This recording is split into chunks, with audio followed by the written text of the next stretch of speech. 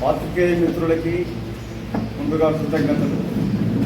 Short నోటీస్లో మా సోదరుడు దువ్వాడి కృష్ణారావు గారు వచ్చిన వెంటనే వచ్చినందుకు జరుపుకుంటూ ఈ మీడియా సమావేశంలో నాతో పాల్గొంటున్న మిత్రుడు జైన్ వెంకట్ గారు, మా పెద్దలు నర్సగౌడ్ గారు, లింగారెడ్డి గారు, రాజన్ గారు, నా కాలేజ్ మిత్రుడు ఆనంద్ గౌడ్ గారు, లింగారెడ్డి గారు, మన జట్లింగం గారు, రాజగౌడ్ గారు, రాజేశ్వర్ గౌడ్ సార్, శ్రీశైలం జిల్లా హనుమాన్ యాదవ్ గారు, అమరాజ్ గారు, మా ముస్లిం సోదరులు కరుమూరి సత్యనారాయణ, మహేందర్ గారు, మిగతా మిత్రులందరికీ కూడా నాతో ఈ మీడియా సమావేశంలో పాల్గొంటున్న కాంగ్రెస్ కుటుంబ సభ్యులకి చాలా సంతోషంగా ఉన్నది. ఈ కోరుట్ల నిజామాబాద్ పార్లమెంట్ నియోజకవర్గంలో కోరుట్ల మెడికల్లి జగిత్య 5 నియోజకవర్గాలు 2009 డీలిమిటేషన్ తర్వాత ఇక్కడ వచ్చినప్పుడు నన్ను ఎన్నుకొని జాతీయ స్థాయి గుర్తింపు వచ్చిందంటే దాంట్లో మెట్పల్లి కోరుట్ల నియోజకవర్గ కాంగ్రెస్ కుటుంబ సభ్యులకి ప్రజలకు ప్రత్యేక కృతజ్ఞతలు. తెలంగాణ రాష్ట్రం వచ్చింది. ఈ ప్రాంత ఎంపీగా నేను పోరాటం చేసిన తీరు ప్రతి ఒక్కరు గర్వించదగ్గట్టుగా పోరాటం చేసినాం. పోరాటమే కాకుండా కీర్తిశేషులు దువ్వాడి రత్నాకరరావు గారు ఈ ప్రాంత అభివృద్ధికి ఎంతో హితోచితంగా వాళ్ళు సహాయపడ్డారు. ఎలాంటి అవినీతి తావు లేకుండా పనిచేస్తారు. వారి తర్వాత క్రమంలో నేను ఇక్కడ ఎంపీ అయినప్పుడు కూడా స్థానిక ఎమ్మెల్యే టీఆర్ఎస్ పార్టీ ఉన్న ఒక దిక్కు తెలంగాణ పోరాటం, ఇంకో దిక్కు ఇక్కడ పశు వైద్య కళాశాల తీసుకొచ్చినాం. కోరుట్లకి నీటి ఎద్దడి తీర్చినాం. రోడ్ వైడనింగ్ నిజామాబాద్ నుంచి జగిత్యాల వరకు పొడిగించినాం. రైల్వే లైన్ కంప్లీట్ అయింది నా హయాంలో. పాస్పోర్ట్ ఆఫీస్ తీసుకొచ్చి ఇక్కడ గల్ఫ్లో పనిచేసే వేలాది మందికి నిజామాబాద్ తీసుకురావడంతో వాళ్ళు ఎంతో సహాయం జరిగింది. 10 ఏళ్ల కాలంలో 5 సంవత్సరాలు ముఖ్యమంత్రి కూతురు కవిత గారి ప్రాంత ఎంపీ ఉండే ఏ ఒక్క పని ఒక్కటని చేసి చూపించారు. శిలాఫలకాలు తప్ప ఈ ఇక్కడ ఉన్న చక్కెర ఫ్యాక్టరీ, నడుస్తున్న చక్కెర ఫ్యాక్టరీ కూడా మూతపడింది. తెలంగాణ వచ్చి టీఆర్ఎస్ పార్టీ ప్రభుత్వం ఏర్పడ్డాక చక్కెర ఫ్యాక్టరీ కొరకు ఇక్కడున్న కాంగ్రెస్ కుటుంబ సభ్యులు, మాజీ మంత్రివర్యుడు, ప్రస్తుత కాంగ్రెస్ పార్టీ అభ్యర్థి జీవన్ రెడ్డి గారు, ఇక్కడ సత్యం రెడ్డి, మిగతా రైతు నాయకులందరితో కలుపుకొని చక్కెర ఫ్యాక్టరీ తెరచడానికి కొరకు ఎంతో పోరాటం చేసినారు. కీర్తిశేషులు మాజీ ఎమ్మెల్యే కొమరెడ్డి రాములు కూడా మాతో కలిసి పనిచేసినారు. ఇందిరా పార్క్ ఇక్కడ ధర్నాలు పెట్టినాం. బకాయిలు ఇప్పించడానికి పనిచేసినాం. చక్కెర ఫ్యాక్టరీ స్వాధీనం చేసుకుంటామని చెప్పి నట్టేట ఉంచింది అప్పుడు మాజీ ఎంపీ కవిత గారు. తర్వాత 2019లో బీజేపీ పార్టీ అభ్యర్థిగా అరవింద్ వచ్చినట్టు చక్కెర ఫ్యాక్టరీ సొంత నిధులతో తెప్పిస్తా అని చెప్పి మాట ఇచ్చినట్టు పసుపు పోడని చెప్పినట్టు పంగనామాలు పెట్టాడు. వాళ్ళు ప్రకటనకే పరిమితమైంది. నేను ఎంపీగా ఉన్నప్పుడు, కాంగ్రెస్ పార్టీ ప్రభుత్వం ఉన్నప్పుడు చేసిన అభివృద్ధే కాకుండా ప్రతిపక్షం ఉన్నప్పుడు పోరాటం చేసినాం. చక్కెర రైతుల కొరకు పోరాటం చేసినాం. పసుపు రైతుల కొరకు పోరాటం చేసినాం. మినిమం సపోర్టింగ్ ప్రైస్ రావడానికి కొరకు పోరాటం చేసినాం. కానీ ఈ 10 సంవత్సరాల కాలంలో తెలంగాణ రాష్ట్రం ఏర్పడ్డాక విధ్వంసానికి గురైంది. ముఖ్యంగా మన ఈ జగిత్యాల కొత్త జిల్లా పేరు పెట్టి నిజామాబాద్, జగిత్యాల, ఆదిలాబాద్, ఉత్తర తెలంగాణ జిల్లాల్లో జరిగింది శూన్యం అభివృద్ధి. గుత్పాలి సాగర్ ప్రాజెక్టు కానీ, ఎస్ఆర్ఎస్పి ఆధునీకరణ కానీ, కాకతీయ కెనాల్ కింద నీళ్లు రావడం కానీ ఇవన్నీ జరిగినప్పుడు కూడా కాంగ్రెస్ హయాంలోనే జరిగినది. ఛాలెంజ్ చేసి ప్రశ్నిస్తూ ఉన్నాం. బీజేపీ, టీఆర్ఎస్ పార్టీ, బీఆర్ఎస్ పార్టీలు, బీజేపీ 10 సంవత్సరాల అధికారంలో ఉన్నది, 10 సంవత్సరాలు బీఆర్ఎస్ పార్టీ అధికారం ఉన్నది. వాళ్ళు చేసిన ఏ ఒక్క పనులను ఎక్కువ చూపిస్తారు. అందుకే రేపు మే 13 జరిగే ఎన్నికలు 10 సంవత్సరాల దుర్మార్గ పరిపాలన అంతమొందించి ప్రజా పరిపాలన తీసుకొచ్చింది ఈ రాష్ట్ర కాంగ్రెస్ పార్టీ అధ్యక్షుడు గౌరవ ముఖ్యమంత్రి రేవంత్ రెడ్డి గారు. ముఖ్యమంత్రి రేవంత్ రెడ్డి గారు చక్కెర కర్మాగారం తెరిపించడానికి కొరకు కూడా మాతో కలిసి పోరాటం చేసినారు. ప్రభుత్వం ఏర్పడిన వెంటనే కమిటీ గౌరవ మంత్రి వర్యులు శ్రీధర్ బాబు గారి నాయకత్వాన జీవన్ రెడ్డి గారు మెంబర్గా కమిటీ ఏర్పాటు చేయడం జరిగింది. చక్కెర ఫ్యాక్టరీ తెరిపించి వచ్చే సంవత్సరం లోపల క్రషింగ్ కూడా స్టార్ట్ చేయించే బాధ్యత కమిటీ ఆల్రెడీ ప్రకటన చేస్తుంది. ఎల్లుండి గౌరవ ముఖ్యమంత్రి గారు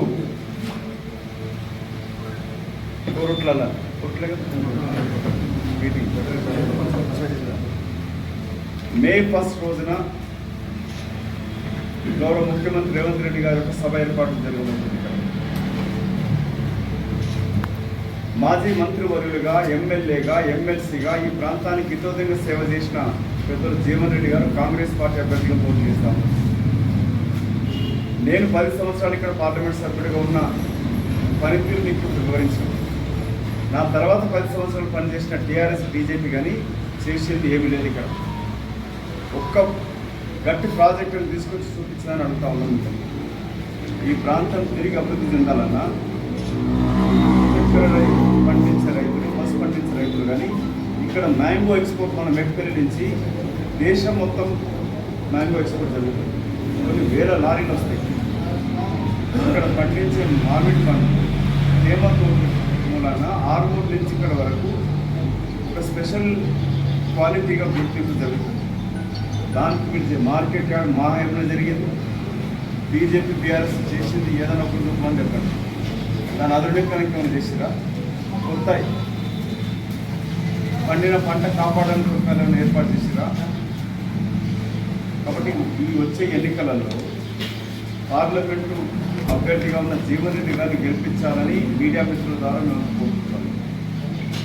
రేపు కేంద్రంలో 2 ఫేజ్ ఎలక్షన్ జరిగినాయి. గతంలో కాంగ్రెస్ పార్టీతోటి సరే కోపతాపం వాటిలో జరిగిండొచ్చు, టికెట్ డిస్ట్రిబ్యూషన్ జరిగిండొచ్చు. వీడిపోయిన మిత్రులు జయన్ వెంకట్ గారు కానీ, లింగారెడ్డి గారు కానీ, మిగతా మిత్రులంతా కూడా కాంగ్రెస్ వచ్చి చేస్తూ ఉన్నారు. వారికి స్వాగతం పలుకుతా ఉన్నారు.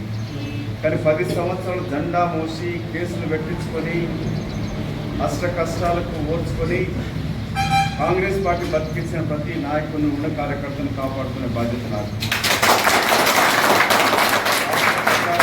చైర్మన్గా ఇవాళ రాష్ట్ర స్థాయిలో బాధ్యతలు నెరవేరుస్తూనే సరే ఈసారి అనుకున్నాను కాంగ్రెస్ పార్టీ ప్రభుత్వం వస్తుంది, ఎమ్మెల్యేగా పోటీ చేయాలని నేను పుట్టి పెరిగిన ప్రాంతమైన ఎల్బీనగర్ పోవడం జరిగింది. అంత మాత్రాన నాకు ఈ రాజకీయ భిక్ష పెట్టిన నిజామాబాద్ పార్లమెంట్ నుంచి వదిలిపెట్టుకునేది లేదు. మెట్పల్లికి వాళ్ళు వచ్చిన మిత్రులందరినీ కలిస్తే నా సొంత అన్నదమ్ములను కలిసినట్టుగా ఉన్నది. సొంత ఇంటికి వచ్చిన ఫీలింగ్ ఉంది. ఇక్కడ ఈ ప్రాంతం తిరిగి అభివృద్ధి చెందాలనంటే కాంగ్రెస్ పార్టీ అభ్యర్థి జీవన్ రెడ్డి గారిని గెలిపించుకోవాలి. ఇక్కడ 10 సంవత్సరాలు ఎమ్మెల్యేగా పనిచేసిన విద్యాసాగర్ గారు కానీ ఆయన కుమార్ సార్ మొన్న వచ్చినట్టు వీళ్ళు చేసి నేను దోచుకున్నది తప్ప వాళ్ళ ఆస్తులు పెంచుకున్నది, కాంట్రాక్టర్ల డబ్బులు కాజేసినారు, ప్రతి పనిలో కమిషన్లు కొట్టినారు. ఈ ప్రాంతం నుంచి ఎంపీ అయి దోచుకుంది చాలక కవిత గారి ఆస్తులు ఎంత ఎంపీ కాకముందు ఎంపీ అయినాక ఎంత పెరిగింది. ఒక ఆడదయ్యి ఉంది ఇక్కడ సంపాదించిన చాలక ఢిల్లీ లిక్కర్ స్కామ్ జరుపుకున్నారు. బతుక నెట్స్ కోట్లు గడించినారు. ఇక తర్వాత వచ్చిన గుండు అరవింద్ తను గుండు ఉందని చెప్పి ప్రజలకంతా గుండు కొట్టించాడు. అఫిడవిట్ రాసిచ్చినట్టు తన తండ్రి ఎదుగుదల ఈ అరవింద్కో మాట మీకు చెప్పాలి. నేను 2004లో ఎంపీ అయినప్పుడు మనోడి దగ్గర కాదు మోటార్ సైకిలే ఉంది. వీడు కారు కొనుక్కోవాలని చెప్పని వచ్చినట్టు నేను చెప్తే డి శ్రీనివాస్ గారు ఇంటర్ అని చెప్పి రికమెండేషన్ వీడు మోటార్ సైకిలే ఉండే. అన్న నా కారు ఇప్పిస్తలేడు, డాడీ ఇప్పిస్తలేడు అని చెప్పి గేట్ కాడ బైక్ నిలబడి ఎవరు బీ ఫామ్ ఇస్తే వాళ్ళ దగ్గర చంద వసూలు చేస్తుంది. లక్షలు అతను వచ్చి నీతులు కలుపుతాడు, కాంగ్రెస్ తిడతాడు. తను పుట్టినప్పటి నుంచి లంగోటి కట్టుకున్నప్పటికెళ్ళి లంగోట్ల ఇలాగా ఆర్ఎస్ఎస్లో పుట్టినట్టు మాట్లాడతాడు. వాళ్ళ చెట్టు నీడనిచ్చింది కాంగ్రెస్ పార్టీ, నువ్వు పాయింట్ దొరుకుతుందని కాంగ్రెస్ పార్టీ, నీ మోటార్ సైకిల్కి కాలు తిరగడానికి ఇచ్చింది కూడా కాంగ్రెస్ పార్టీ ఆధీనంలో మీ తండ్రి గారు ఎదిగినట్టు. నాకు రాజకీయ గురువు తీసుకున్నాను, కానీ నువ్వు బిడ్డ తమ్మి కన్నా తల్లిని గౌరవించదు. సోనియా గాంధీ గారు రాహుల్ గాంధీ గారి మాట్లాడుతారు. ఒకటి గుర్తుపెట్టుకోతాం, ఈ ప్రాంతం మెట్పల్లి, కోరుట్ల, జైతల్, ఎంటైర్ నిజామాబాద్ పార్లమెంట్ నియోజకవర్గం అత్యంత ప్రేమగల ప్రజలు.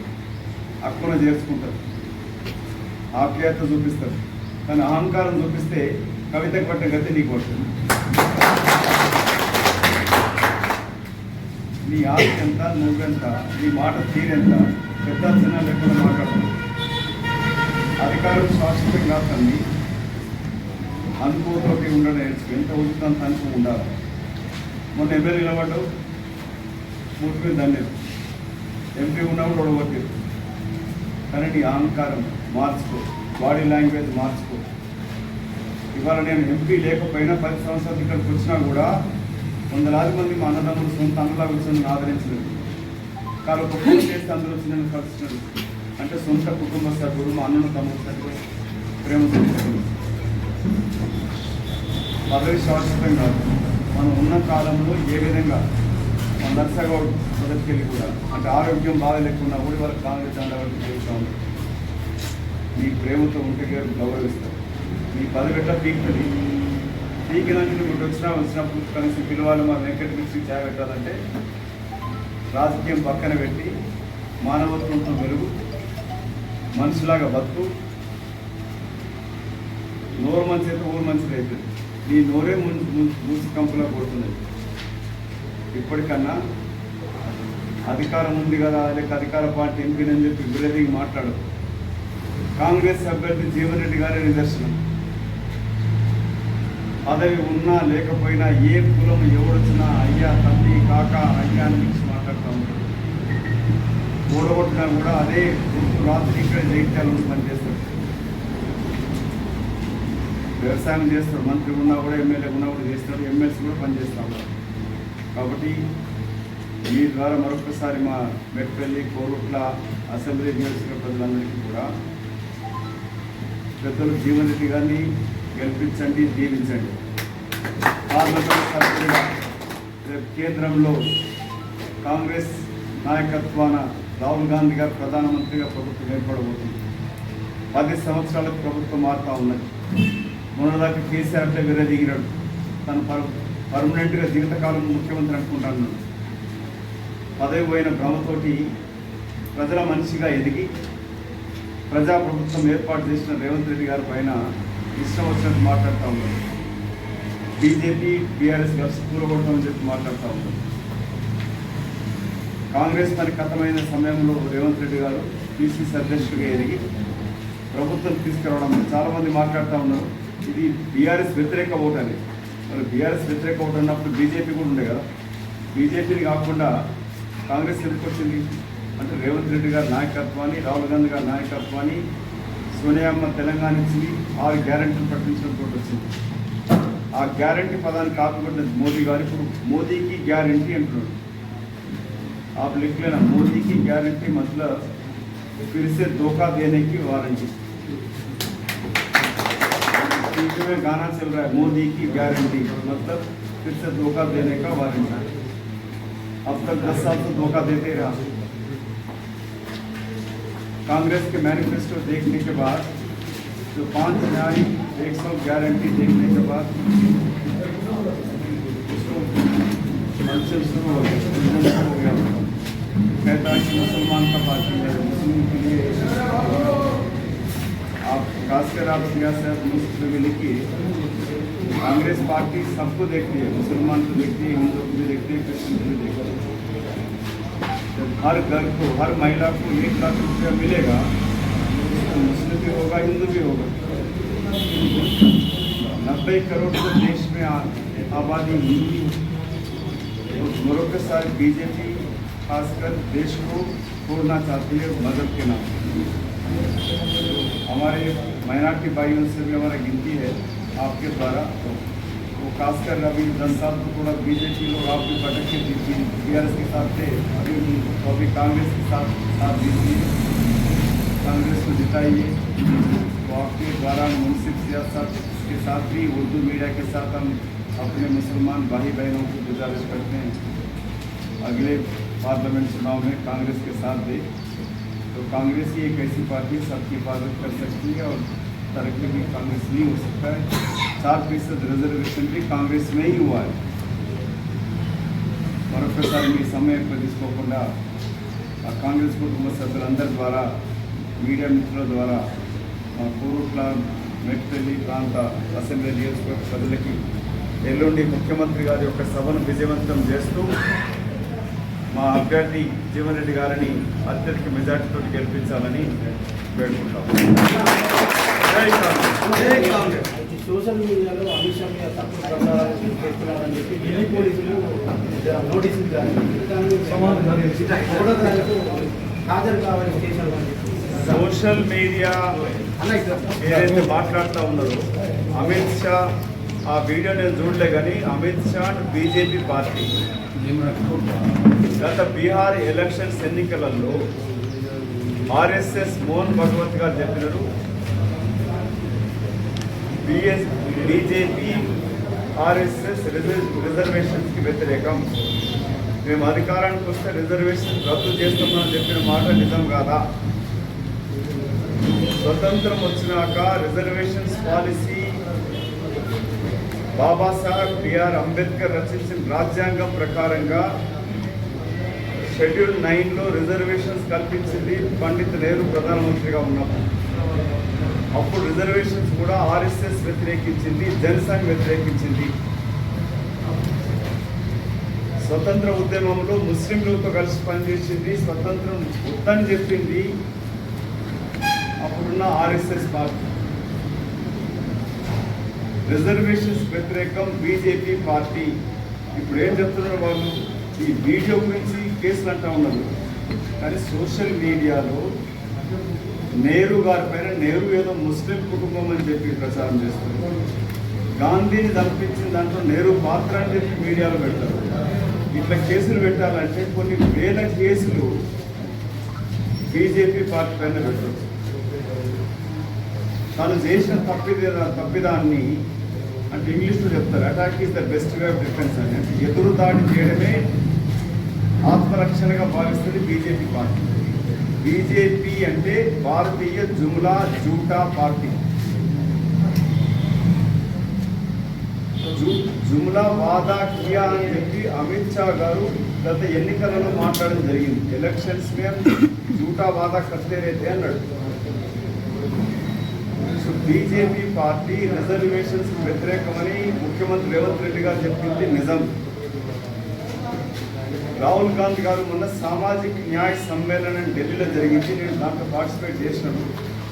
రాహుల్ గాంధీ గారు ఎప్పుడైతే 90% ఉన్న జనాభా దేశంలో SC ST BC minority plus అగ్రకులాలు ఉన్న నిరుపేదలను కలుపుకుంటే 90% పైన ఉన్న జనాభా యొక్క ఆస్తులన్నీ కూడా వాళ్ళు జిఎస్టీ కడతారు, ఇన్కమ్ ట్యాక్స్ కడతారు, రోడ్ ట్యాక్స్ కడతారు, అధిక ధరలతోటి డబ్బులు కడతా ఉన్నారు. పెట్రోల్ ధర పెరిగింది, గ్యాస్ ధర పెరిగింది. ఇవన్నీ కూడా ప్రభుత్వ ఖజానాకు వచ్చినప్పుడు 16 లక్షల కోట్ల రూపాయలని రైతు రుణమాఫీ చేయలే, విద్యార్థులకు రుణమాఫీ చేయలే, మహిళలకు ఇచ్చిన 0 వడ్డీ తీసుకురాలేదు. కానీ 21 పారిశ్రామికవేత్తలకి 16 లక్షల కోట్ల రూపాయలు మాఫీ చేసింది నరేంద్ర మోదీ ప్రభుత్వం. కాంగ్రెస్ ప్రభుత్వం ఉన్నప్పుడు 75,000 కోట్ల రూపాయలు రైతుల రుణమాఫీ చేశారు. ఎప్పుడైతే రాహుల్ గాంధీ గారు ఎక్స్రే తీయాలని అన్నాడు, ఈ 90% జనాభా మీడియా స్థానం లేదు, యూనివర్సిటీలో వాళ్ళ స్థానం లేదు, ప్రభుత్వ సంపద అంతా కూడా కానీ కొద్దిమంది పారిశ్రామికవేత్తల చేతుల బంద్ అయ్యారని అడిగినప్పుడు రిజర్వేషన్స్ రద్దు గురించి మాట్లాడుతూ ఉన్నారు బీజేపీ పార్టీ. మిత్రుడైన ప్రశ్నకి రిజర్వేషన్స్ మేము వ్యతిరేకం కాదంటూ కానీ రద్దు చేస్తూ చేయమని అనట్లేదు. ఆర్ఎస్ఎస్ కానీ బీజేపీ కానీ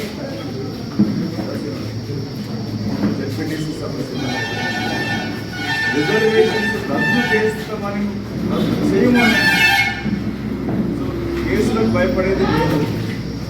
గత ఎన్నో ఉదాహరణలు ఉన్నాయి. అమిత్ షా గారు, బీజేపీ పార్టీ నాయకులు, ఆర్ఎస్ఎస్ నాయకులు రిజర్వేషన్స్ రద్దు చేస్తామని చెప్పిన మాటల ఉదాహరణలు ఉన్నాయి.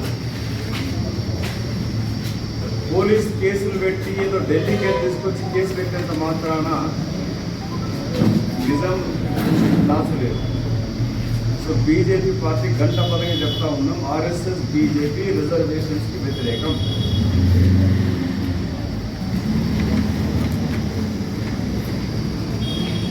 నాలుగు 400 సీట్లు వాళ్ళు గెలిస్తే రాజ్యాంగాన్ని మార్చేస్తారు వాళ్ళు. కాబట్టి కాంగ్రెస్ పార్టీ నాయకత్వాన మరొకసారి కేంద్ర ప్రభుత్వం ఏర్పడాల్సిన ఆవశ్యకత దేశ ప్రజల కొరకు అవసరం. కాంగ్రెస్ పార్టీ బతుకుతారు. ప్రతిపక్షంలో ఉన్నా లేకున్నా, అధికారంలో ఉన్నా లేకున్నా రాహుల్ గాంధీ గారు ఏమంటున్నారు? ఈ సామాజిక న్యాయం, సమాజంలో ఉన్న అందరికీ న్యాయం చేకూర్చాలనంటే ఇది రాజకీయ ప్రకటన కాదు, నా జీవిత లక్ష్యం అంటున్నారు. అధికారం కొరకు కాకుండా అందరికీ న్యాయం చేకూర్చాలని భారత్ జోడో న్యాయ యాత్ర కూడా మొదలుపెట్టింది రాహుల్ గాంధీ గారు. రాహుల్ గాంధీ గారు చెప్పినట్టు నడుచుకుంటుంది రాష్ట్ర ముఖ్యమంత్రి రేవంత్ రెడ్డి గారు.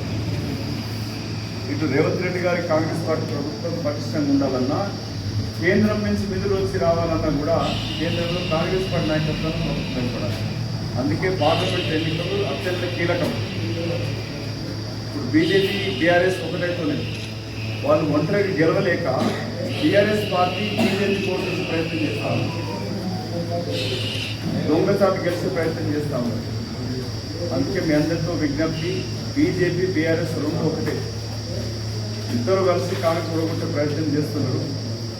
సో 4 నెలల లోపనే ఇచ్చిన హామీలన్నీ 6 గ్యారెంటీలు అమలు చేస్తుంది రేవంత్ రెడ్డి గారి ప్రభుత్వం. రేవంత్ రెడ్డి గారు ఇచ్చిన ప్రతి హామీ నెరవేరుస్తూ ఉన్నాడు. కేంద్ర కాంగ్రెస్ పార్టీ ప్రకటించిన 5 న్యాయాలు 100 గ్యారెంటీ దాంట్లో కూడా అన్ని కుల మతాలకు సంబంధించిన ఉన్నదాన్ని 400కి గ్యాస్ సిలిండర్ అంటే అందరికీ వస్తుంది. ₹1,00,000 ప్రతి మహిళకు అయినప్పుడు అందులో హిందూ, ముస్లిం, క్రిస్టియన్, సిక్ మహిళలు కూడా ఉంటారు. సో బీజేపీ తప్పుడు ప్రచారం చేస్తూ ఉంది. కాంగ్రెస్ అంటే ముస్లిం పార్టీ అని, కాంగ్రెస్ మేనిఫెస్టో ముస్లింలకని. కాంగ్రెస్ పార్టీ మేనిఫెస్టో చూసినాక వాళ్ళు గొంతులు మొదలుపెట్టింది. ప్రభుత్వం అధికారం జారిపోతుందని భయం పడుతున్నది. కాబట్టి వాళ్ళు మళ్ళీ హిందూ, ముస్లిం అని చెప్పి తీసుకొచ్చే ప్రయత్నం చేస్తూ ఉన్నారు. మన తెలంగాణ ప్రాంతమే నిదర్శనం. గంగా జమున తహజీబ్ అంటూ హిందూ ముస్లిం యూనిటీకి మన మెట్పల్లి కూడా ఉదాహరణ. ఇక్కడ కలిసిమెలిసి దసరాకి ముస్లిం సోదరులు వస్తారు, రంజాన్కి మనం హిందువులు పోయి ముస్లిం సోదరులు కలిసి పండుగ చేసుకుంటాం. ఈద్ మిలాప్ అంటూ హిందూ ముస్లిం కలిసి మనం పండుగ చేసుకుంటాం. కానీ బీజేపీ పార్టీ మతం పేరు పైన విడదీసి పాలించాలనుకుంటుంది. అందుకే బీజేపీలో ఉన్న మిత్రులు చాలామంది, మన వెంకట్ గారు కానీ మిగతా మిత్రులు బీజేపీ విడనాడి మన పార్టీకి వస్తాం, కాంగ్రెస్ పార్టీ చేస్తాం.